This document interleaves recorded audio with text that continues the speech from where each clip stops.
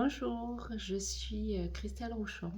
Je vais vous parler de mon histoire, de comment la haute sensibilité est rentrée dans ma vie.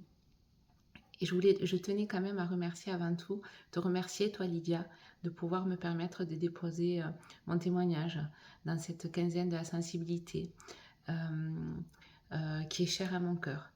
Je voulais vous remercier, vous, les thérapeutes et toutes les personnes qui œuvrent à faire connaître, à se rencontrer, à créer un réseau entre toutes les personnes hautement sensibles parce que c'est très important de ne pas rester seul et de savoir qu'il y a des personnes comme nous et de pouvoir échanger tout simplement, ça fait du bien. Donc merci de pouvoir le permettre Lydia, merci infiniment.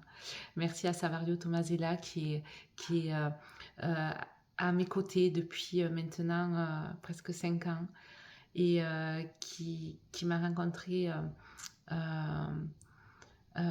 au tout début quand j'en avais besoin et qui nous soutient euh, et qui a permis de m'éclairer beaucoup sur ce qui est vraiment la haute sensibilité. Alors je tenais vraiment à vous remercier.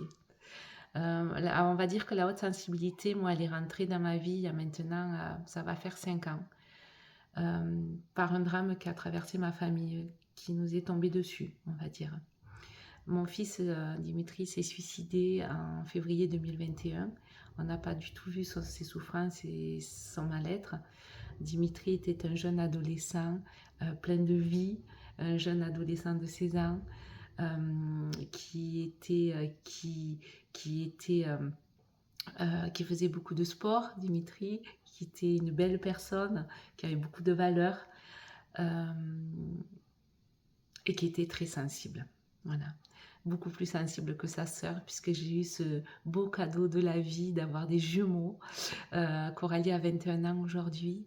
Et de tout petits, ils avaient des caractères complètement différents. Et Dimitri avait cette singularité d'être beaucoup plus peut-être posé, plus curieux, d'observer beaucoup plus que sa sœur, d'être plus discret aussi. On va dire que ça, il a gardé en grandissant. C'était un enfant introverti peut-être aussi, hum, qui n'avait peut-être beaucoup moins de confiance en lui que sa sœur, et dont la vie des autres comptait beaucoup.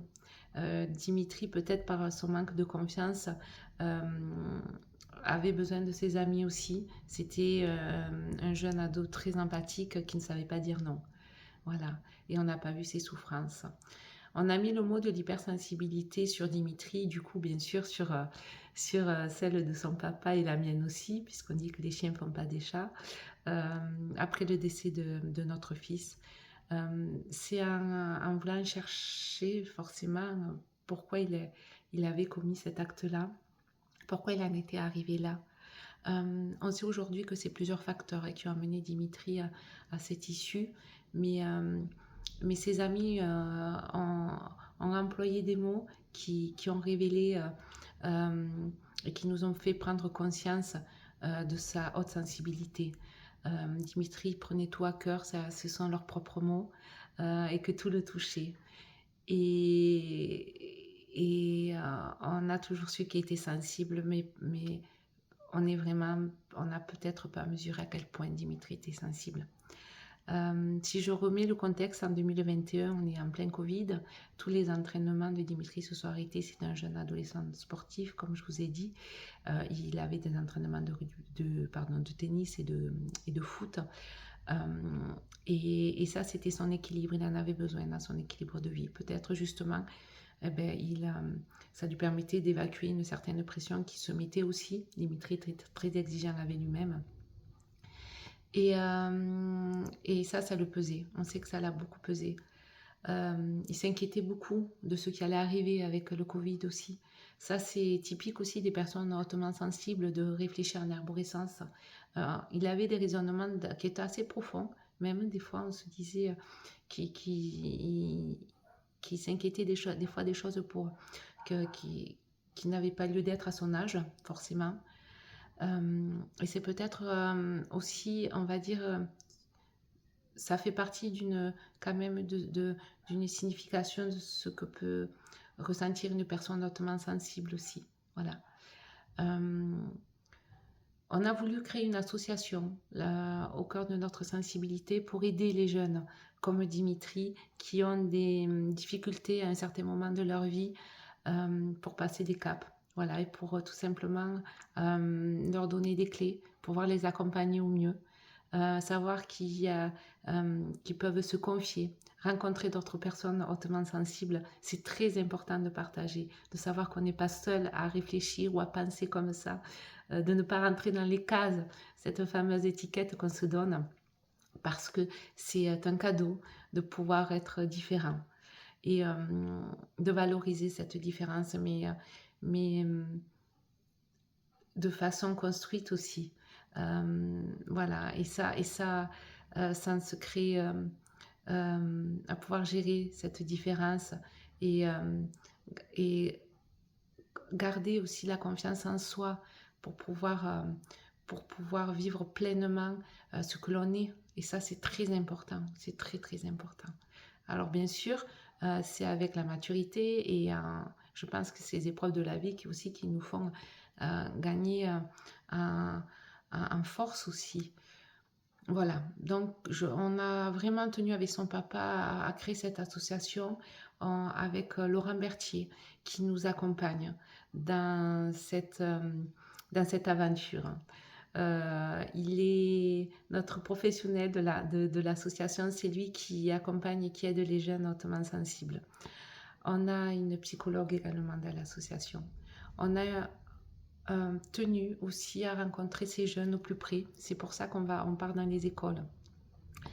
Faire de la prévention au harcèlement scolaire, parce qu'on sait que Dimitri donnait ses devoirs à des camarades. Cette empathie qu'il avait peut-être de ne pas savoir dire non aussi. On a retrouvé dans son téléphone beaucoup de messages très oppressants, comme quoi qu'il devait donner ses devoirs. Et donc, on vraiment sensibilise les jeunes au cyberharcèlement, qui est un fléau de nos jours aussi et dans cette société, et avec les risques qui encourent aussi, qui se cachent derrière tous ces réseaux sociaux. Donc, on les accompagne dans l'utilisation pour diminuer et prendre conscience tout simplement de tout qui peut se cacher derrière ces réseaux sociaux. Sinon, on essaie aussi de faire par nos petites actions, de se faire connaître, et de mettre la lumière sur toutes les personnes hautement sensibles. On crée du réseau, on essaie de créer du lien entre les associations qui existent, savoir que l'on peut avoir un panel de professionnels qui sont là pour nous accompagner. Ça, c'est très, très important. Grâce à l'Observatoire de la sensibilité, il y a un lexique ou un annuaire avec tous les professionnels qui sont localisés par rapport aux régions, et ça, c'est très important de le savoir. Et c'est pas assez mis en avant, alors je tiens à le dire parce que voilà, moi j'en parle beaucoup lors de nos interventions. C'est très très important. Voilà, on fait de la prévention au suicide, forcément, hein, cette cause qui nous est tombée dessus, et essayer de faire en sorte que d'autres jeunes n'en arrivent pas là, tout simplement. De leur donner les moyens de parler, voilà, et d'aider les familles aussi qui sont comme nous, forcément, dans l'incompréhension. Donc, je vous parle finalement plus de mon fils que de moi, mais voilà, c'est le message que je voulais vous faire passer, en essayant de faire en sorte et de vous faire prendre conscience que c'est vraiment un cadeau, ce qu'on est, de la façon qu'on pense, cette différence. Les êtres qu'on est avec cette sensibilité-là, il faut la garder, il faut le préserver, parce que on a besoin de cette bienveillance, on a besoin de personnes comme nous comme vous dans ce monde. Et, euh, et c'est pour ça, merci beaucoup de pouvoir me permettre de déposer ce témoignage et, euh, et, et en fait de tout simplement de pouvoir parler avec le cœur, voilà, de notre histoire. Voilà, je dépose ce message ici en espérant que s'il peut aider certaines personnes, ben écoutez, c'est tout ce que je souhaite en tout cas. Merci beaucoup.